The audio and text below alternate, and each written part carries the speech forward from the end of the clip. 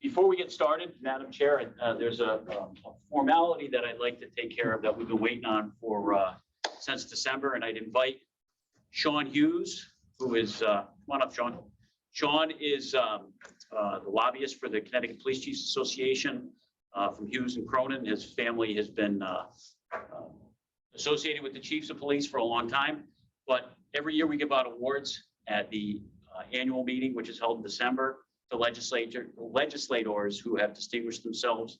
And we're happy to have one of those people here with us today. So I'll let you, I know you had prepared some remarks back in December. Did you bring them with you or not? You know what? I got them tattooed to my brain and stuff like that. So just want to thank Representative Joe De La Cruz for his service. He was instrumental in, raising the concerns of law enforcement during the Police Accountability Bill, Public Act 20-1. We had concerns on consent searches, what qualified immunity meant, and the use of force standards, which is since taken care of. So, but, he was one of the 4 House Democrats that, broke from his caucus and voted with the Republicans and, held the line. And, we weren't able to get in there as the building was closed. And I know there was a lot of pressure on you and, thankful that you were able to listen to Groton Town and Groton City, police officers and hold the line for us. So thank you, Representative De La Cruz. Joe, would you please come up? And I'd just like to make a couple additional comments. I've been lucky to get to know Joe since I became chief in 2015, and he's always been a supporter of this police department, of the town in general. He's the best thing I can say is when we were going through a lot of stuff a couple of years ago, and I know there's some stuff we're going to talk about tonight, Joe listened, and that meant a lot to me personally, but also to our profession. That we had an elected official among many elected officials, but one in the legislature who was willing to listen and to hear what our concerns were. And I nominated him for this because I really fervently believe that he deserved this. And I know my colleagues in the Chiefs Association felt the same way. So Joe, congratulations on this award. It's the Carol J. Hughes Legislative Award, named after Sean's dad, who for a long time was our rep. And I have one more thing from the department, and I don't give these out too often. So I just want to present you with one of our department coins. Thank you very much. I've been reluctant in giving those out to anybody outside the department because they have badge numbers inscribed on them. And every time an officer does something significant, they get their badge number. And if you look on there, there's things that signify Groton, but we gave you badge number 41 for the 41st district. So that's awesome. Thank you so much. I really appreciate that. Thank you. Thank you so much. I want to thank your dad too. I knew your dad. He's not with us any longer, and I was really happy to hear that I did receive this award. But in general, my growing up and my relationship with police probably wasn't what I thought it would be after I got older. And it's a lot different now because of the police department that I'm surrounded by. Groton Town, Groton City. Obviously, my wife and I experienced something really horrific in our life. We really didn't know what policing really meant or how difficult the job was until we had to go through a court case, till we had to see all these things. So for me to have an impact on the legislature and have that point of view from someone that grew up in the projects and like I said, had a different relationship maybe with police, didn't know you guys that well, but got to know you and understand who the police department is and how they work for us. It was been an honor to fight. And we know how hard that bill was. I called you to be able to call you at any time of night and lean on you and ask you questions. And because when you're deciding where you're going to vote on a bill that tough, you really need the right answers. And you never strayed. You were always on top of things. I felt like I had the right information. So my fight was a lot easier up in the Capitol. When you go there armed with the right things to say, you know what to do. So Chief, thank you. This is an award for me without you behind me. So thank you. And the other part of this is Joe knew there were things in that bill that were good, and we felt that way in law enforcement, and Joe understood that. And we've had these body cameras since 2017, and that was one of those components. But Joe listened, and he understood what was really necessary for us to do our job, and I appreciate that. And congratulations on that award. And it doesn't stop here because I still know a lot of legislators up there. So if I see a bill I don't like, I actually still have a couple ears that I can call. So I'll still be fighting. Great. So thanks. Thank you, Joe. Joe, thanks, man. Thanks, guys. Thank you. And with that, Madam Chair, the floor is yours. Thank you. So we'll call a meeting to order at 5:07. Roll call, obviously Tammy Dela Cruz, I'm here. Scott Erickson did email me. He was not going to be able to attend. He had a last minute obligation. Chief Asaro, Here. Randall Ortega. Here. Dana Parfit. Here. Kathy Velez is not here, and Malaya Coleman is not here. Approval of minutes. Jeannie prepared these. I know there were a couple of items that she had a couple of questions on. I think you cleared those up. Yes. So they were everybody should have a copy of the meeting minutes from the 26th. And the changes on there, Malaya Coleman and Kathy Velez were not in attendance that day. So I've crossed that out to make that correction. And the adjournment time is 6:19 p.m.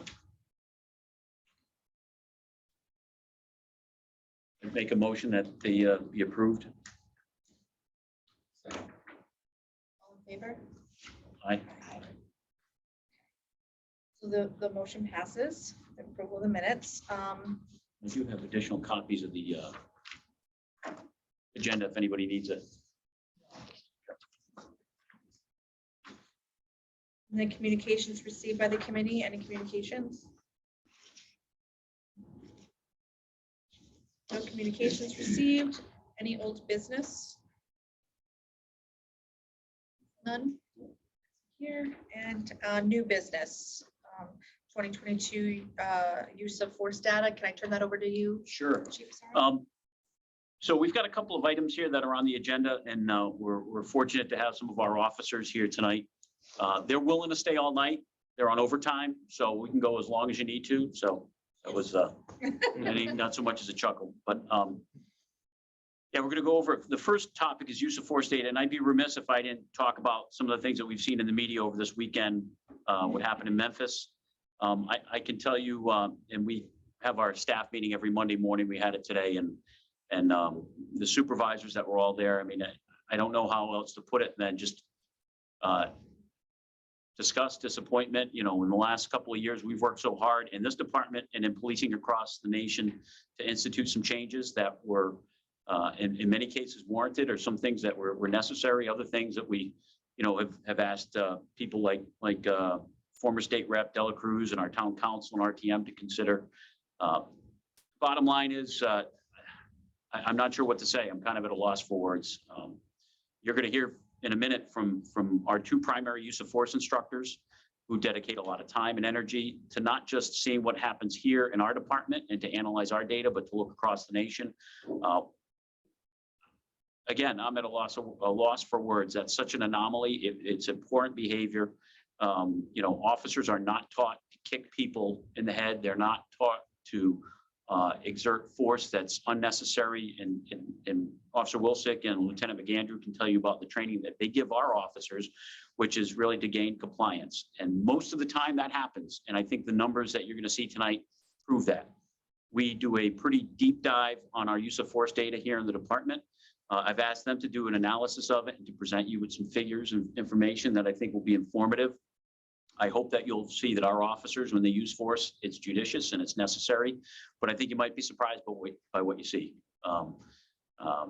But you know, I just wanted to put out on the table right off the bat, since a lot of people over the weekend were seeing video clips from what happened in Memphis. It affects us. You know, everybody who wears a uniform, carries a badge, is sworn to uphold the laws. When we see officers that violate the law and the oath that they took, that hurts nobody in this society more than it does the good cops. When good cops see bad cops doing bad stuff, that impacts us, because we know that's not what we're about. That's not what this department's about, and that's not what the officers that are going to speak to are about. And just seeing that happen and understanding that even though we've made a lot of strides in the last couple of years, one act like that causes an individual to lose their life because of that behavior is disappointing and frustrating to us in law enforcement, those that give a darn about it. So with that, I'd invite Lieutenant McAndrew and Officer Wilsick to come up and they can give you a little bit about their background, how they ended up in these positions, and we'll get moving on their presentation. All right. Just want to make a real quick comment that I want to thank you for bringing that up, Chief Asaro, because I know there are a lot of people in the community that they need to hear that the behavior is not accepted by police in general. So thank you for that. Sure. Okay, as the chief said, my name is Lieutenant McAndrew, Officer Wilsick. Just a little background for me and kind of how this process takes place. Currently, I'm the day shift patrol lieutenant. I've worked here and in law enforcement for a total of about a month short of A little bit so we can get you on the camera. Sure.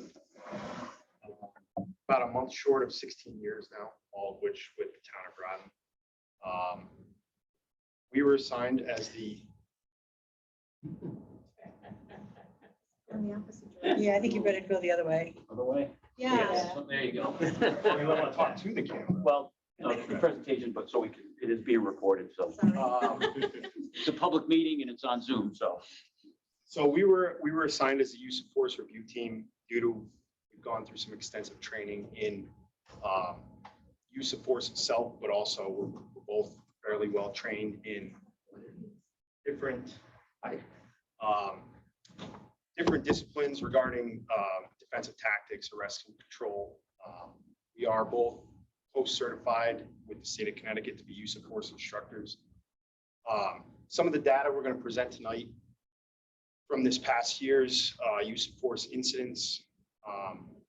It's not only a state requirement, but there's a lot of talk about accreditation in general. It is a requirement now at the state level for each department to attain some level of accreditation.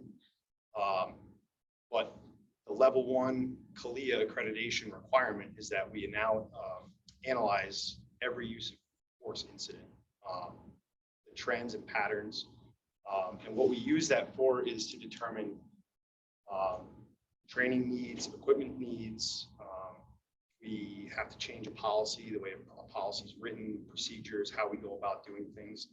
The biggest thing out of that is, the two biggest things that we've taken from this is training and equipment. For example, this was the first iteration of body camera mount that we got. It's just a simple magnet, one side inside your shirt, one side on the outside. In this past year's review, the magnets on these aren't very strong. Most officers at this point have switched, but anybody who's still using them, we're recommending that they get away from them, because a lot of times we've seen where there's a use of force incident, first thing to come off is the camera. So we get good audio, we might get some video from one officer, some different officer, but that's an equipment change or upgrade that we make a recommendation on in training. As I said, these reviews are crucial, not only for equipment, but a big thing is training. When we go through these things and we see problem areas in, I wouldn't say, I guess the application of force, it helps us drive our next iteration of training. Some things that we need to improve on, some things that we notice that we need to readdress and make sure that that training really sinks in and officers take it and apply it properly in the streets. Kind of the way this process takes place is, if an officer is involved in the use of force, they have to fill out the state form, which is required by every officer who's involved in the use of force. They report it, they fill it out. It's a series of drop downs and fill in the blanks, depending on the situation. Then they just like any report, they submit it to their supervisor. It's reviewed. Any corrections or grammatical errors, the supervisor takes care of that. Then they provide everything to us, to Officer Wilsick and I. We get forms, the reports. We have access to the body cameras, the dash camera, all that stuff. We go through, as the chief said, deep dive into everything. Every camera angle we can get, whether it's our camera, an exterior camera, a booking camera, building cameras, cell phone camera, if we have it. We take all that, watch different angles, and we basically do pretty in-depth analysis and review of what the incident was, why an officer reacted a certain way, and how basically the situation was handled. We put together our write-up, and then we present it to the captain or the chief, depending on who requires it. And then we're the ones who determine, based on the state reporting requirements, what gets sent to the state and what doesn't. So that's a quick overview of what we've been doing for the past years. Can you just go over briefly for people that don't know what actually dictates use of force, like what the definition of that is? Yeah, Dan's gonna cover a lot of that. Okay, cool, thanks. Again, my name is Daniel Wilczek. I currently serve as a training officer, my current role, again, with Lieutenant McAndrews, part of the use of force review team. And again, we're pretty passionate about this, right? So we're not just members of the use of force review team, but we're instructors, right? So discipline firearms, anything to do with force, less lethal force options. That would include anything ranging from what you commonly refer to as like pepper spray, baton, conducted energy weapons, which everyone pretty much knows is the taser, defensive tactics. So we take great interest in this. So like you said, one of our primary jobs is to ensure that there's accuracy in reporting. So every single incident that involves physical force that's used by our officers here at this agency ultimately come through us, right? So just like he says, we identify all the patterns, trends, subject behavior, officer behavior. We don't know where we're going unless we know where we've been. This is why these analytics and these statistics are so important. So what I want to do for you, and I know you just asked, provide like a brief overview, like what is it that we're looking at here? What is a reportable use of force in the state of Connecticut? And I'd like to just go over a few numbers, some explanations. I'll actually show you what the state requires. And then if you have any questions, we'd be more than happy to answer. Okay. So looking as a whole, if you look at this slide in particular, looking at total calls of police service that had involvement from a police officer, it's 22,706. And what you can't see at the bottom of the slide, I don't know if you're able to pull it up at all, is that out of our total calls for service, again, 22,706, there was 9 incidents involving reportable use of force in the state of Connecticut. So looking at it as a number, that's 0.4%. So out of that 22,706, 720 were arrests. So looking at how many times use of force was used during that arrest or in arrest. So roughly 3% of those incidents resulted in the use of force. That's a pretty low number. If we can go to the next slide, please.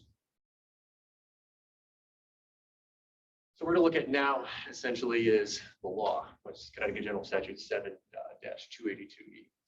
Now, what is a reportable use of force to the state of Connecticut? Number one, if an officer witnesses any force that they believe to be objectively unreasonable or basically exceeds what they believe to be necessary, that would be a mandated report. So secondary, they'll list some of the things here that's reportable to the states, any physical force that's capable of causing serious physical injury and or death to a person. But post actually brings a little bit more specificity to this, exactly what we're going to report to them. So we can go to the next slide, please. Okay. So again, I might refer to post frequently throughout this presentation. So when I say post, it's the Connecticut Police Officer Standards and Training Council. Looking at situation number 1, striking another person with an open, closed hand, elbow, knee, club, or baton, kicking another person. Using OC spray, again, people know that as pepper spray. OC stands for oleoresin capsicum. CEW, you're going to see this a lot. This is a conducted energy weapon. We all know this as a taser. It's also known as electronic defense weapon, electronic control weapon, but it's a taser. So when we hear about taser in the news, it's a CEW or a less lethal projectile. So using any one of those. Chokeholds, neck restraints, pointing a firearm, less lethal launcher, or a CEW laser sight at a person. Now, I'm going to go into that in the next slide. So a lot of these reporting requirements have changed. Right? So we didn't really have a true standard before. Like, what do we actually report? So every agency throughout the Connecticut is reporting something different, and that made it problematic to gather stats. So that is something that's new at a state level. Even pointing a firearm, less lethal launcher, or CW laser sight. The discharge of firearm, like outside of training purposes, also what we don't report onto the state is if we had to dispatch an animal just strictly for humanitarian reasons. Okay. And any other action that results in or is alleged to result in an injury or death of another person. Now, specifically, what they're looking for is serious physical injury or capable of causing serious physical injury. Can we go to the next slide, please, Chief? Okay. So again, we're talking about incidents that were reportable to the state of Connecticut. So as you can see up here on the graph, 4 of those incidents involved domestic violence. 1 was narcotics related search warrant. 1 was a robbery. Another one was a wanted person, psychiatric emergency, and a general disturbance. Go to the next slide, please. So looking at these as a whole, right, through the context specific analysis given to us by the state. As you see on the far left-hand side of the graph, it's 22,706. That represents our total calls of police service. So next to that, there's a little blue bar down there. That's going to say striking another person with an open, closed elbow, knee, club, baton, kicking another person. That's 0. We have 0 incidents of that occurred within the town of Groton in the past year. There was 1 incident that involved the deployment of the conducted energy weapon. That's in probe, and I'll be happy to explain exactly what that is. But that would fall into the category of OC spraying, conducted energy weapon, or less lethal projectiles. Right. So the next one is using a chokehold or neck restraint. There were no incidents involving that whatsoever. The next one, pointing a firearm, less lethal launcher, or CW laser sight at a person. I'll clarify this. There was no incidents of pointing a less lethal launcher at any people last year. There were firearms pointed at individuals and conducted energy weapon laser sights pointing at people. Right? So 8 incidents of that total.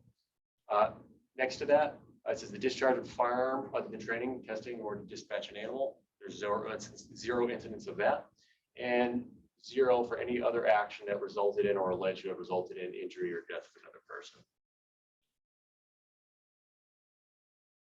And this is where we broke down those 9 incidents that were reportable to the state. And this will all be published on the town's website. All right, so everybody will be able to review this. So the first incident, real quick, I already mentioned it, was the suspected sale of crack cocaine from a residence within the town of Groton. So officers executed a search warrant. In doing so, 3 individuals were involved, and they did point their firearms at those individuals.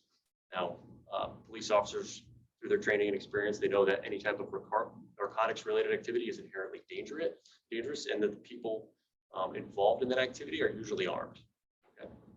Going to the next incident, happened in February. It was a general disturbance.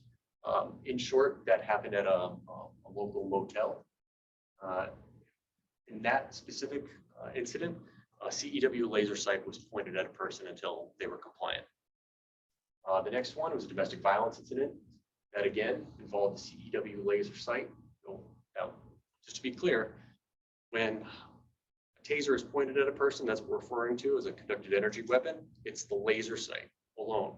So after pointing a laser sight, an officer was able to gain compliance, right? So no projectiles, the individual wasn't tased, just to be clear. So any questions about that? What that is So exactly? you're saying, I'm sorry, so when you're putting it at, they'll actually be able to see if it's like a red dot or something Yeah. from the, okay. Yeah, so what it is, it's an aiming device. That's really what it is, right? So that laser, I don't know if you guys may have seen it on the news or whatever. So with our particular model of taser, you'll have 2 aiming devices, right? It'll be 2 dots. It's going to show us where the probes will go, right? Just a brief overview what a taser is exactly. Okay. So just in short, because you will see this up here quite a few times, a CW that can, again, is a conducted energy weapon. It's a handheld, less lethal force option, battery powered. So, and inside it, there's a cartridge. We have, in our particular model, it's a Taser 7. There's a close quarters distance and a long distance cartridge. So when you press the trigger, right, it would deploy 2 probes that were conducted to insulated conductive wires that were capable of delivering 44 electrical impulses a second to an individual. And what does it do exactly? It interrupts your sensory and motor system. Right? So it disrupts those electrical signals in your brain. It causes uncontrollable muscle contractions and basically prohibits any voluntary muscle movement. So it gives officers an opportunity, a window of opportunity to gain control of the situation. Again, when you see a CEW laser sight, merely what they've done is they've presented it, pointed at an individual, right, and they've gained some type of compliance. In your training, is there a certain area of the body that you usually try to avoid or at least? Yes, absolutely. So Okay. there's what they refer to as target preferred areas, right? So naturally, one of the next questions that comes up is, well, what's the risk of, or the cardiac risks associated with this? They're very low, right? It all has to do with the proximity of what they would call the dart to heart. So those two probes that are fired out in proximity to the heart and the amount of delivered electrical charge, right? So that means we teach officers here at our department, we want the shortest duration possible, and we want a limited amount of exposures, right? The only time that we would prolong that or maybe subject an individual, right, to another exposure would be if they pose an immediate threat. Officers are taught to reevaluate after every single use of force. Does that answer? Moving on, I think I'm picking up, there was last domestic violence, another one, CEW laser sight. And again, when some officers were doing this, I think it was that last one, situation number 4, an officer was met with an immediate threat, and with the CEW laser sight pointed individual, he was able to use verbal de-escalation to bring the situation to control. Next one's a psychiatric emergency. I mean, that was a suicidal individual. Again, the officers had pointed a firearm. What's important to note is that at a lot of these, if an individual or an officer had pointed a firearm at an individual, they had done so, and as soon as that threat had subsided, or they were able to perceive that person as no longer a threat, they lowered their firearms and or holstered them. Next one was a robbery, or attempted robbery. An officer on patrol just happened to be in the right place at the right time.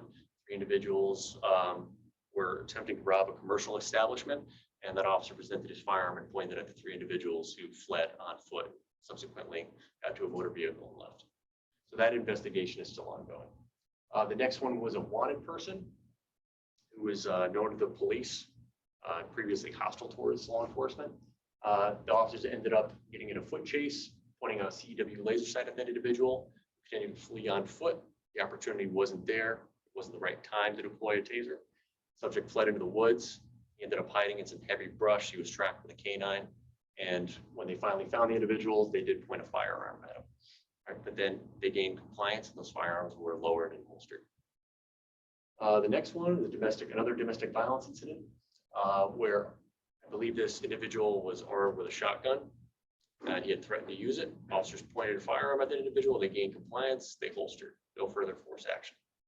And lastly, we had a domestic violence incident where officers had pointed a CEW, again, taser, laser sight, at an individual.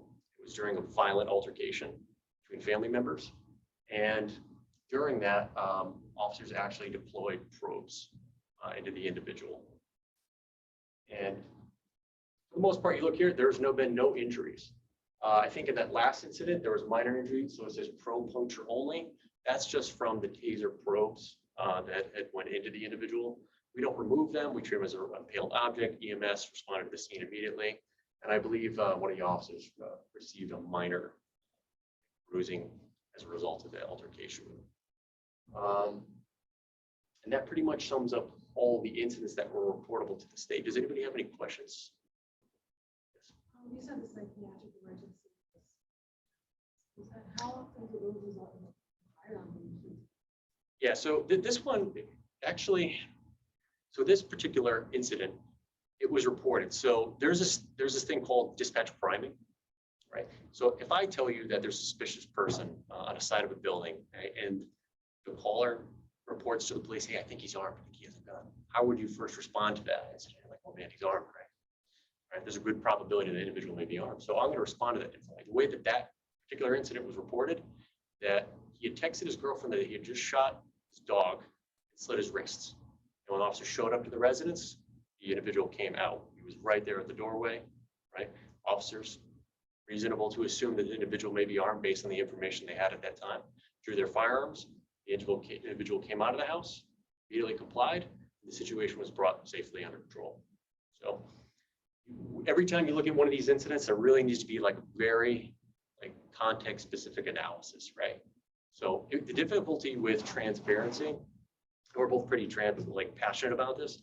Difficulty with transparency is that we want to be able to give people the data, but you got to know how to interpret it too, right? And you got to look at everything, and that's difficult to do. And that's kind of one of the reasons we're in the role we're in.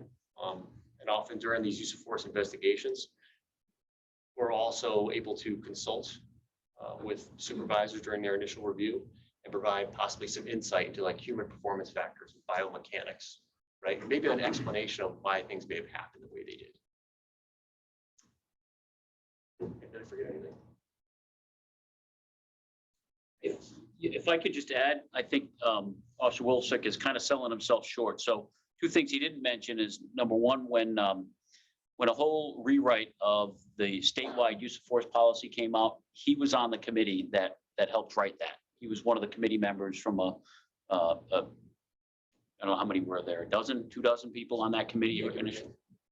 And also we were able to send him last year or the year before to Force Science Institute. Maybe you could explain to them what that training consisted of. So currently I have a certification as a force science analyst under the Force Science Institute.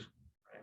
So what force science analysts do, right, is in short, maybe help provide an explanation, right, to a lot of these incidents, right, that are all often very pressurized, emotional. There's a lot of human performance factors, like I said, all the physiological, psychological, and biological things, the science of it. The best way to explain it is perhaps relating this to accident reconstruction, right? So that would be a motor vehicle accident that would probably take a little bit more investigation besides a normal accident report, where we start having to bring science and measurements into it. That's essentially what force science is. Right? So it's a very deep dive into not just what happened, why do we think it happened?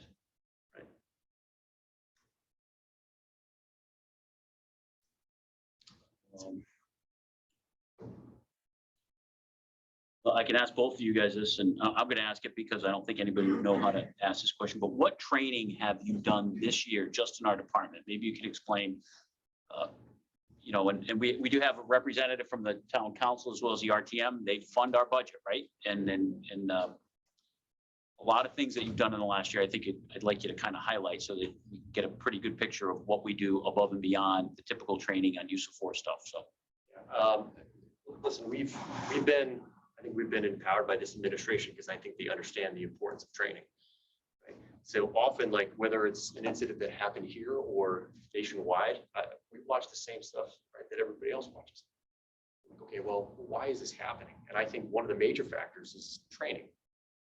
So arguably, when you watch a video involving the police use of force, are these officers, right, are they deploying force in a manner that's at a level of like subconscious non-competence? Are they doing this without thinking? Because most of what we do as human beings is procedural memory, right? We're going through this internal Rolodex in our brains when we're presented with, say, an immediate threat and a force situation. Immediately, I'm going through my brain. I'm like, okay, well, what have I been trained with? How fast can I find that information within the Rolodex, right? So if I'm not training at regular intervals, right, it's more difficult to do. So not only are we training officers here at the PD and individual skill sets, abilities, and tools, they need to be able to deploy those tools and those force options at a level of like subconscious competence, right? Like, we're not thinking about it. And then furthermore, if they're able to do that, the more we train, what we're doing is freeing up time for the decision making, right? If I'm not thinking about how to deploy these particular tools and what they do and how they should be used, I could have more time to train officers. We want to develop them to the point where they're going to deploy the appropriate automatic behavioral response the first time in a high stress situation. Okay, so the training schedule, it's never enough. Right? I'll be the first one to say it. I think what we expect of officers is tremendous, right? But just to give some context, like what our training schedule has been like, I can go back as far as November. What we've done is pretty extensive pistol training. We've recently been able to provide officers with, I think, arguably some of the best equipment that's out there. And that's to include specifically as it pertains to pistol training is red dot sights on our pistols. And I'd be happy to explain what they do, why we have them, but we did that in November, followed up in December by use of force. That's policy review, reporting, all the state requirements, right? But I think that we do go above and beyond that here at this department, right? And no hesitancy in saying that. January, just most recently, we transitioned from the Taser X26P platform to the Taser 7. It's a more advanced, smart, conducted energy weapon. Okay? It's better. Followed this February. We also have continued, like throughout the year, we're going to have a major push for a lot of online training that we're going to do as involves missing persons, cognitive biases, domestic violence. So officers have the ability to train on that throughout the year. But in February is the time that we really look at officers training for recertification purposes. We do a lot of it online.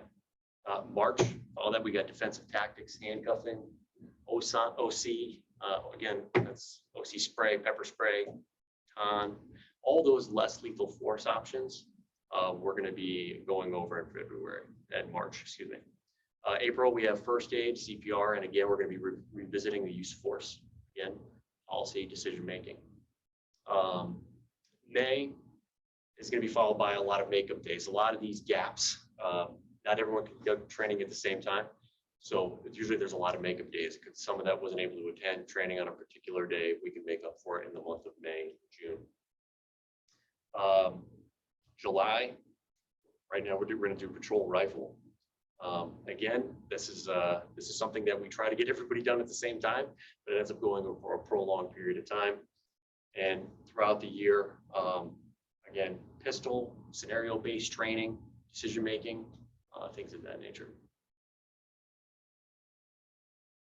Did I forget anything? Oh, no, okay.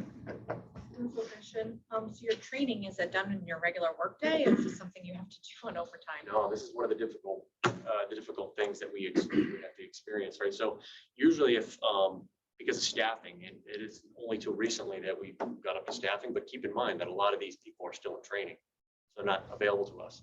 So when we train, right, it's either on an officer's overtime, so they're either coming in 4 hours before their shift, they're staying after 4 hours after their shift, they're coming in on their days off. If we had the staff, we would be able to do something called the training in lieu of their normal shift, right? But that really hasn't been possible because due to staffing issues. If in the future, if it was the possibility of 5-3 was there, of 5 days on, 3 days off, we have an extra hour every day. That would be the most beneficial for training. To train in that last hour of your shift. That would be huge. It'd be distributed learning over a period of the year instead of trying to put everything into a traditional block and silo. What I mean by that is, hey, here's 8 hours, get as much as you can. People take breaks, lunch, right? It's difficult to do. So training is, it's hard to implement, but at this agency, I could say, even with all the challenges that we faced, I would arguably say that we're exceeding what is required of us, but it's difficult. If I may, you can't do your firearm training at midnight. You've got people that are working midnight shifts, so then they're having to pull from midnight shift to, move them to a day shift to train. So then they have to fill those spots that are on midnights. Same thing for afternoon shifts. So they're constantly having to rework those shifts, and so it's going to cause overtime. Yeah, we've come up with some very creative ways to reduce the amount of overtime it costs, but it's an inherent part of it. I mean, especially with, as Officer Wilczek said, with the block and silo style, you get 8 hours this one day in an entire year to get as much training as you can into that period.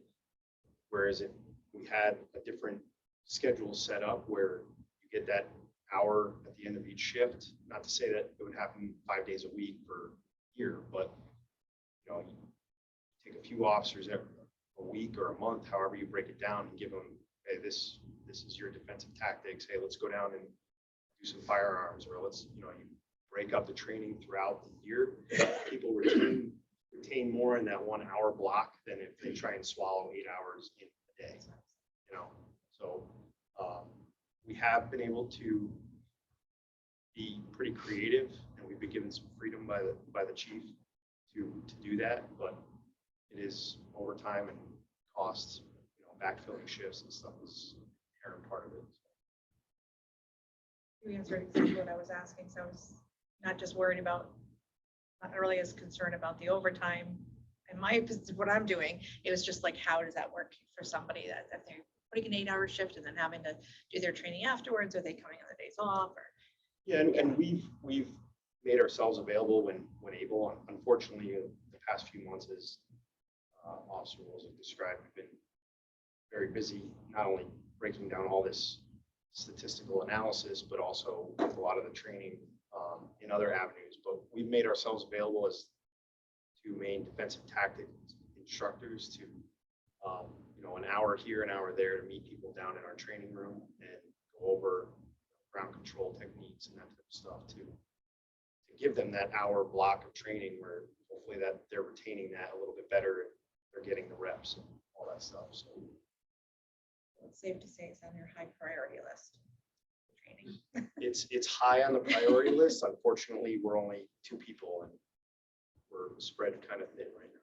You guys are fully staffed technically when it comes to people are they still in school right So now? on But you're just paper, we not- are fully staffed. Okay, but just Careful not, about it. yeah, that's. But I think currently we have 8 Yeah. people in the academy.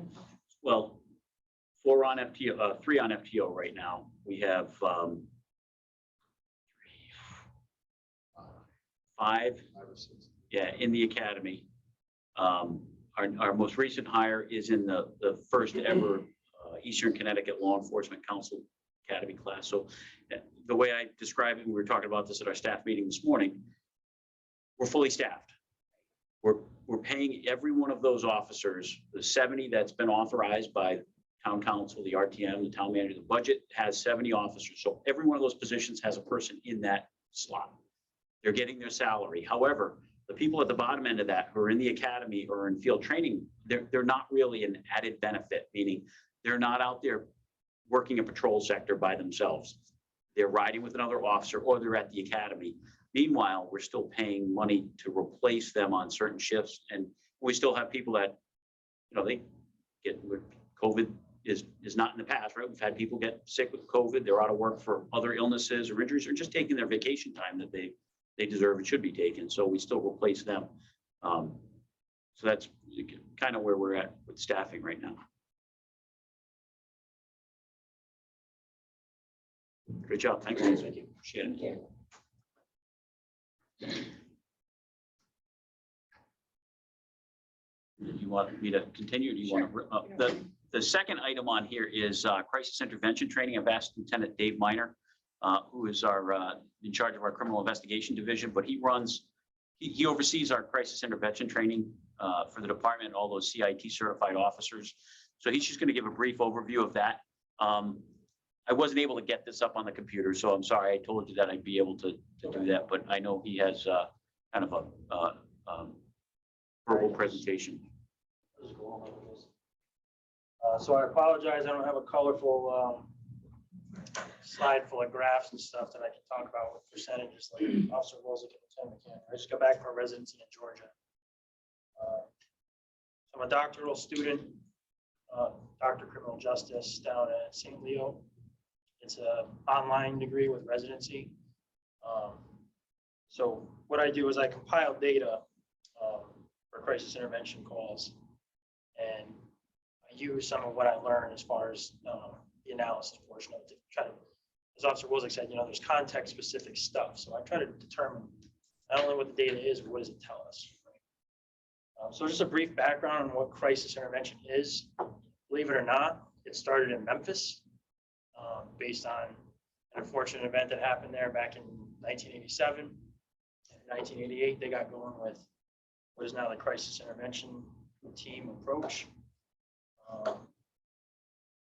If you go online to CIT International, there's a 244-page guide that you can download. It's publicly accessible, and it kind of explains a lot of what crisis intervention is. So I don't really go too deep into that here. Keep it brief for you, but essentially CIT program goals are to improve safety during law enforcement encounters with people experiencing a mental health crisis, increase connections to effective, timely mental health services for people in mental health crisis, use law enforcement strategically during crisis situations, such as imminent threat to safety or criminal concern, increase the role of mental health professionals, peer support specialists, other community supports, reduce trauma that people experience during mental health crisis, and thus contribute to the long-term recovery. So every quarter, I submit reports to Chief Fazaro on the status of our team, how many calls we went to, some other data, which I'll go over. And that data is based upon just solely crisis calls. It's not like someone's hearing voices, that's obviously probably some condition that they have. But if they're not in a state of crisis, where we go by the definition, crisis is defined as meeting the statutory threshold, which the statute is 17A503, for emergency psychiatric committal due to psychiatric disabilities, dangerous to himself or herself or others, or gravely disabled and in need of immediate care and treatment. So these are your suicidal or homicidal individuals, they're completely out of control. They're a physical threat to people around them, that type of thing. So individual hearing voices, if that voice is not telling them to hurt someone else or themselves, we'll treat it as such as we need to. And if it doesn't require any kind of committal to the hospital, we don't include that in this report. So these are typically the more extreme crisis, I guess, which you could say. We currently have 25 patrol officers that are trained in crisis intervention response. That's over half of our patrol force. And we continue to send people to that. Officer McClellan, who's our community policing officer, and she has the dog Chase, may or may not have met that officer. But she's been really instrumental in forming those relationships with the crisis intervention, the cable, as they say in Connecticut, who does crisis intervention training for us. And she's able usually to secure us at least one spot in every training that comes up. So we're usually sending at least one person every probably 2 months, I would say, on average. And the goal is to eventually have everyone trained in crisis intervention.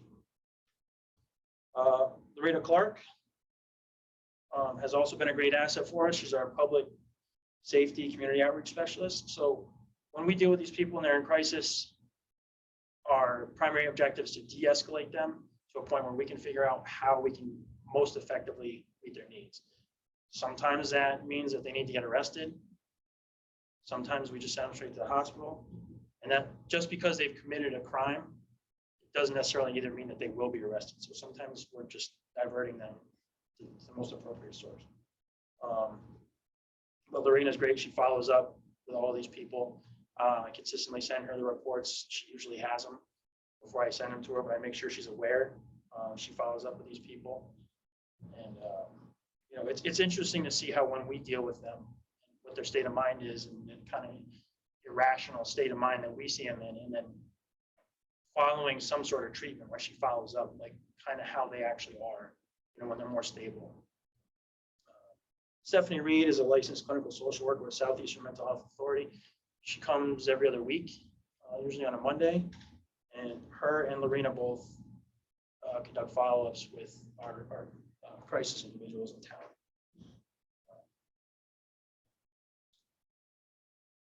So some of the data from the past year, we had 186 crisis calls. 129 of these individuals were residents of the town of Groton, 57 were not. The age group breakdown, we had 41 individuals that were under the age of 20. I believe the youngest was 7. 20 to 29 age group, there was 49. 30 to 39 age group, there was 40, and I just include the last age group as a 40 plus, 40 and over, there was 56. The age group, we see the largest number, although the 40 plus group has 56, that's 40 through the, I think 92 was the oldest, so that's a large group. So the 20 to 29 is kind of the group where we see the most incidents occurring. As far as the race, and these data are based on what CIT suggests for the type of data that you file. So this isn't just stuff that I made up. This is what they said you should be reporting. As far as race, there was 144 white, 22 black, 16 that were recorded as unknown. 1 Indian, 3 Asian. 100 were female, 86 were male. There was 9 recorded uses of force, 177 non-use of force, 16 arrests, 170 non-arrests. And substance use was associated with 49 out of 100 out of 186. So then, as far as areas of town, the east, which is kind of like the Mystic area, 30 of these crisis calls were in the Mystic section of town. The kind of central area of town, which is that PQ area through, say like Long Hill, Julio's area, 90. And there's a good portion of rehabilitation facilities there. That tends to be the trend that we see with that. And then the remaining areas, which is like Balfour Beatty housing and that side of town up to the Ledger line, there was 66. So then, as I read the statistics to you, like what does that tell us, right? So we have these numbers, but what does that mean to us? So what I did was I did statistical analysis on these numbers, which I'm not going to go into because I'll be bored to death. And what I found was that there's no significant association between subject intoxication and use of force, the age groups use of force, sex of the individual involved in use of force, race and use of force, sex and arrest, and race and arrest. So these findings indicate that race, sex, and age are not strong predictors of use of force or arrest. However, when comparing age group and intoxication, there was a significant association that was revealed. And what this tells us, from what we can see, I don't have my, like I said, I don't have my pretty slides. Sorry about that. It's okay. So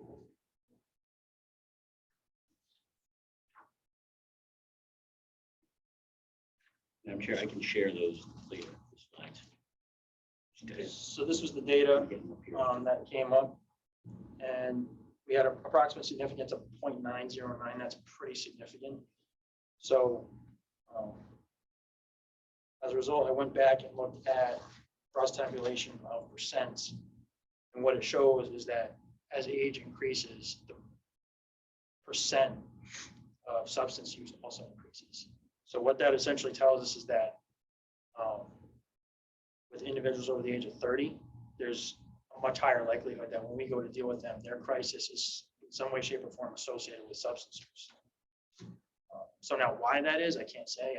I haven't done that further analysis.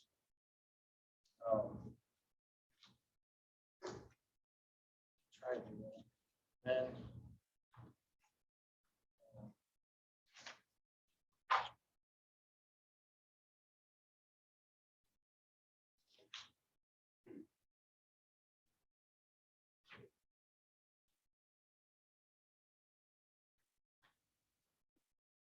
so overall, the Groton Police Department appears to be adhering to the principles of crisis intervention training.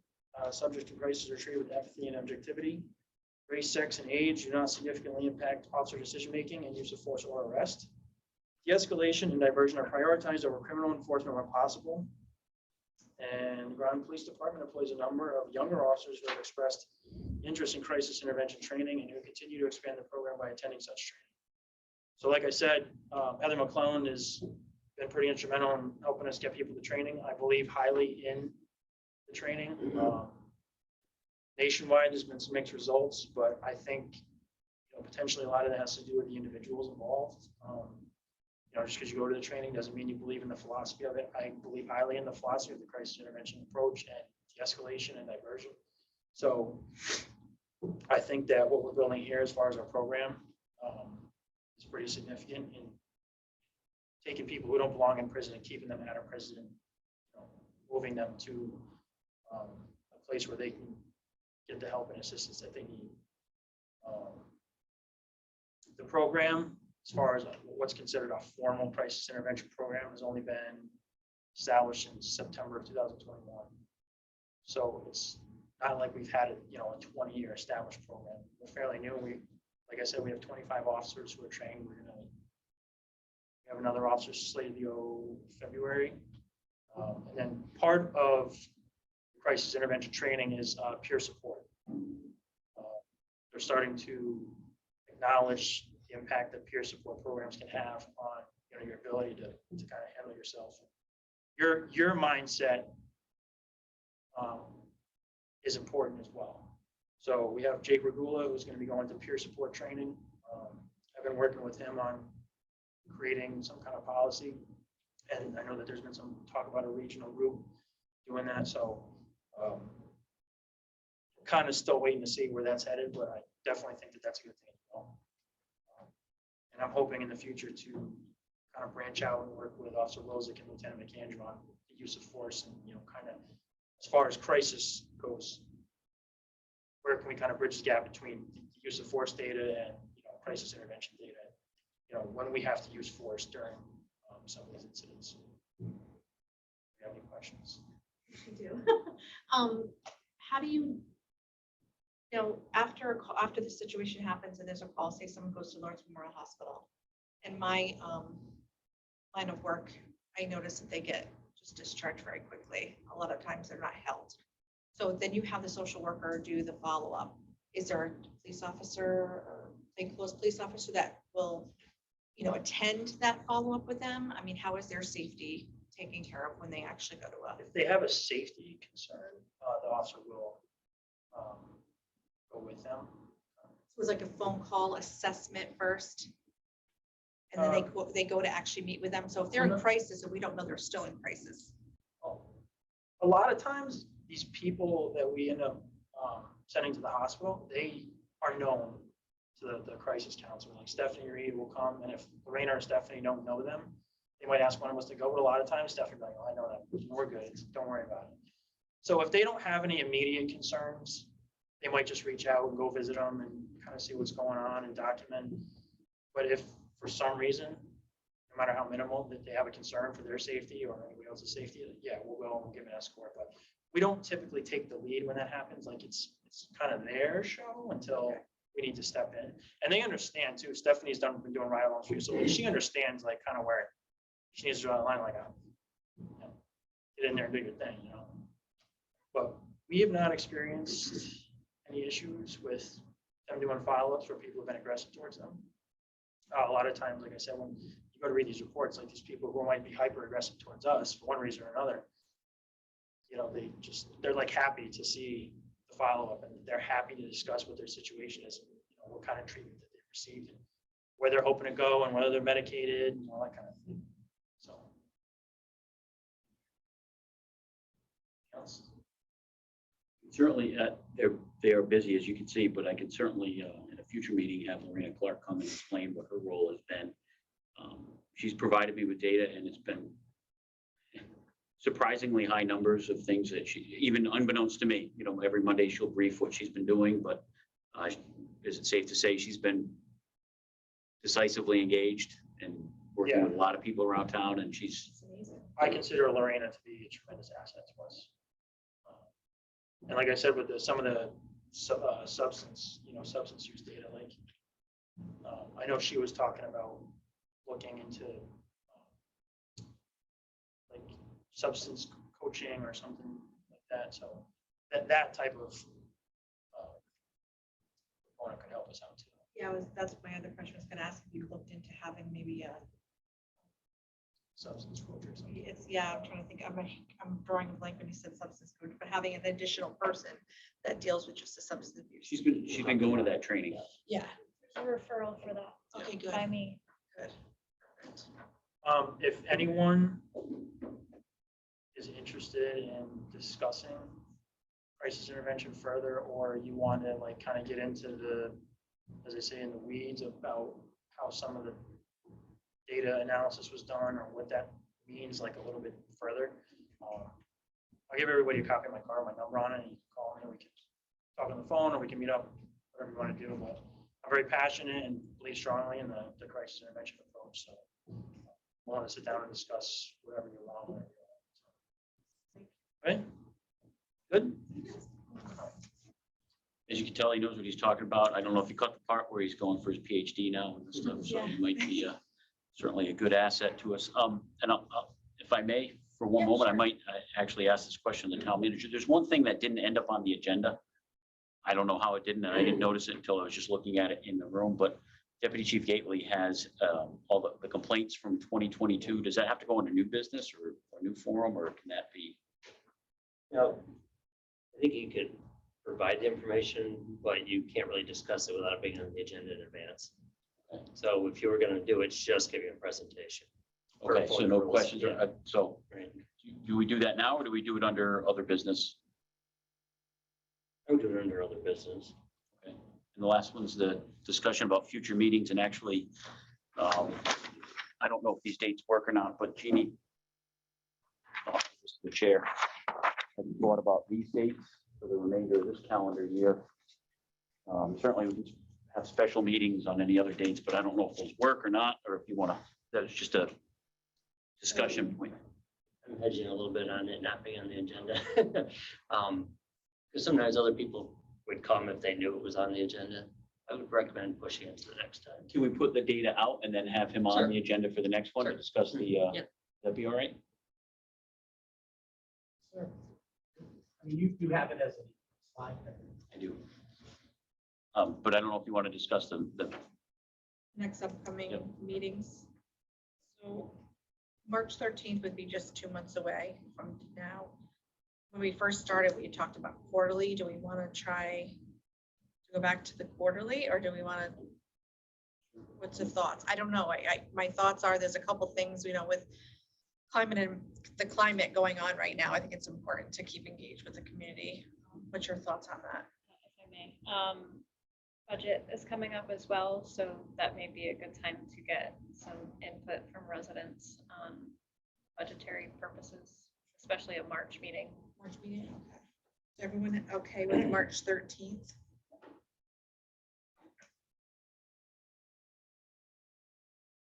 I think I'm good with the next two. I mean, then it's May 8th would be the next one.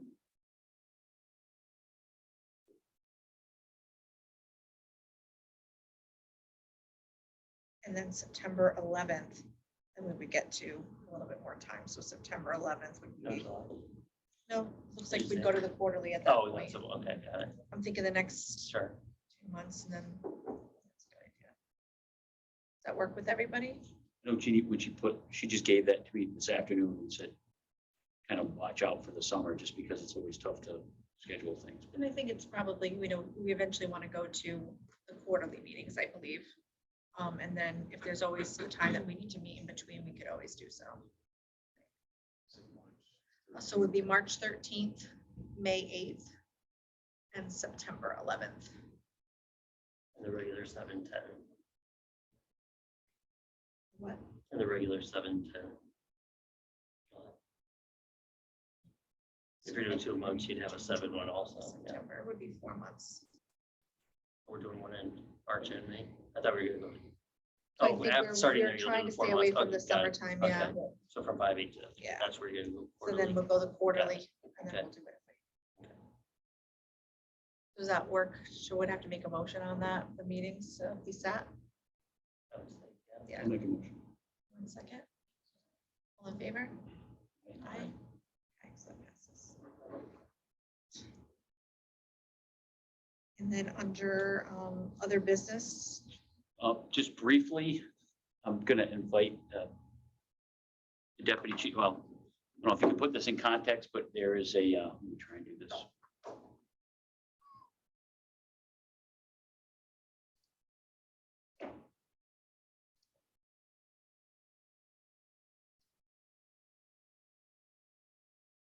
So, there we go. So one of the reasons why I asked Lieutenant Minor, Lieutenant McAndrew, and Officer Wilson to come up was because we have reporting requirements to OPM, to the state. And that's only been happening for the last several years, but there are things that we do have to report. One of the things that we want to be completely transparent about is to make sure that we comply with our complaint policy, citizens complaint policy. Deputy Chief Gately handles that we can talk about it, and I'll put it on the agenda for next month, so we can talk about it a little bit more. But he compiles this data annually, so I don't know if you want to mention anything. This is the complaints that we've received for the calendar year 2022 in a nutshell. We will post this on our website as we do with our complaints for the last 3 years. But this is them completely. Nothing, no egregious issues. As Officer Wilczek said, I mean, we deal with people often in emotional situations, and sometimes people take exception to actions that we take, and they can file a complaint, and we thoroughly investigate those matters. Depending on the seriousness of it, we will give it out to one of our supervisors at the least, and if it's something, a more serious claim, then it'll be one of the captains, or I'll take it myself and we investigate it. I don't know what I can speak to since it's not on the calendar. Yeah, and the other thing that we didn't include in this, which we will for on the next meeting, is to also have the praise. We get, Deputy Chief Gately also records all those letters or compliments or things that we receive at the department saying, hey, Officer so-and-so, respond, help me out. You know, I want to. That is actually on the next slide. I will tell you that the praise, we probably underreport. I try to tell guys, like, we'll get cards from people saying, hey, I just want to thank Officer so-and-so. And sometimes I'll be walking down the hall and I'll find it on the bulletin board. I'm like, hey, I need those. I'm trying to keep track of those things in the plus column that we get pretty regularly, quite frankly. I mean, the citizens of this town are very, very generous to us, especially around the holidays. And we do get a lot of cards and letters from time to time on just exceptional work that our officers might do out in this community that we might not even know about till we get it. Kind of gets us to focus on some of the great work that our folks are doing. So, Madam Chair, if it's okay with you and the rest of the committee, what we'll do is he can explain these at the next meeting, and maybe compare and contrast to previous years, kind of the nature of those, and see if he can report if there's any trends or what we're seeing out there from the public. Was that fair?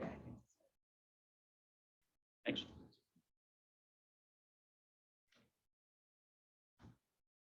Any other business that anyone would like to talk about before? Oh.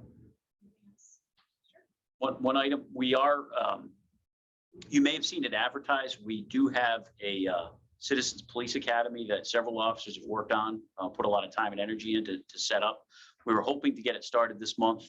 I've directed them to push it out a little bit for some staffing and budgetary reasons to make sure that we want to do it. We're excited about it. Our officers are excited about it. We've had a lot of people sign up.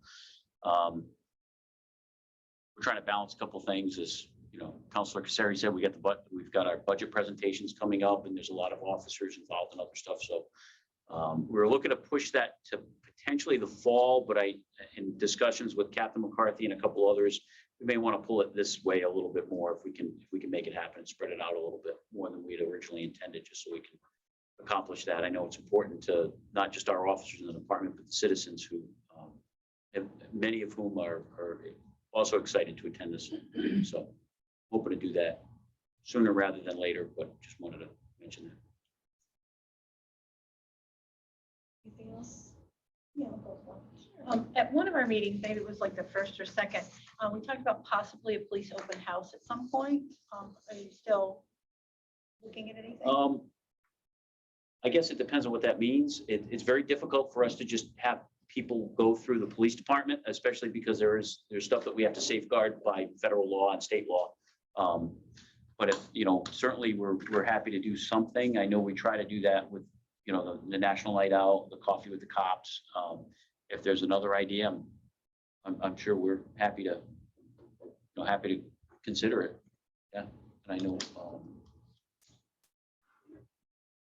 Yeah, we did talk about that briefly. Something to consider. Throw that maybe on a possible ideas through the emails and then put it on the agenda for next time to discuss. Any other comments or questions? And you do, Chief, also have the option of like coffee with cops often as well. So Dana, that's also an option too, if the public wants to speak with officers. When is the next? Yeah, our biggest ride-along fan, yeah. We did dial them back a little bit because of COVID. We've kind of ebbed and flowed a bit, but And could we possibly, when's the next coffee, do you mind me asking? Do you have one set up yet? or- I don't, off the top of my head, think we do have one. But if and when we do have them, it'll be posted on our Facebook site. Okay. So Officer McClellan usually takes the lead on that.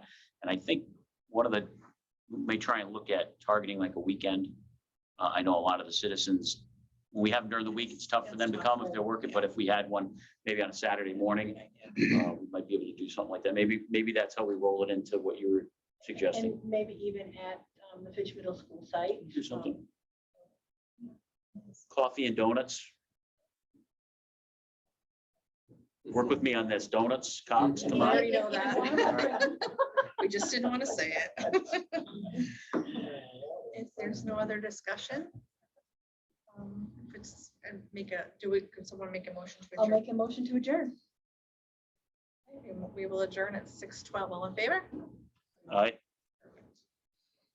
6:12.